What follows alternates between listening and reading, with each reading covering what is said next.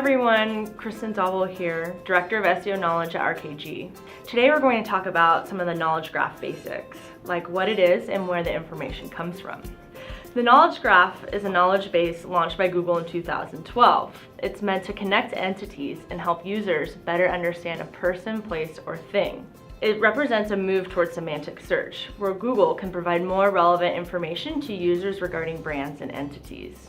Leveraging the knowledge graph can be important for brands, not only because it creates a more interesting search result, but it also helps connect your brand to users on the SERP level.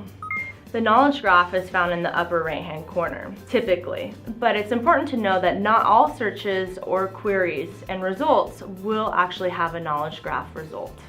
Now that you know what a knowledge graph is, let's talk about the different types of knowledge graph.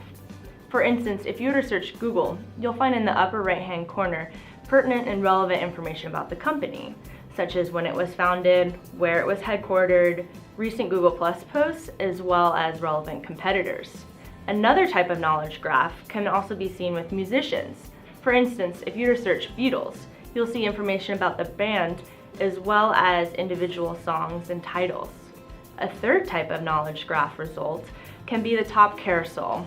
This typically is found for local results. For instance, if you were to search restaurants in San Francisco, you'll see listing of local restaurants at the top.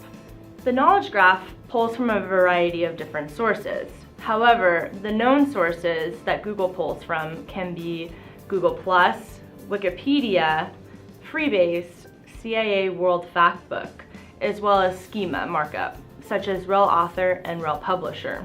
If you're looking to encourage a knowledge graph result for your brands, you might want to consider evaluating your presence across these different data sources.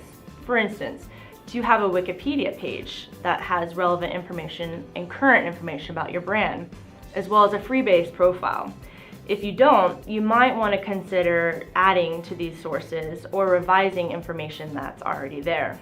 Also, having rel author or rel publisher represents a direct and verified connection between your brand and Google+. This information can also be shown in the knowledge graph.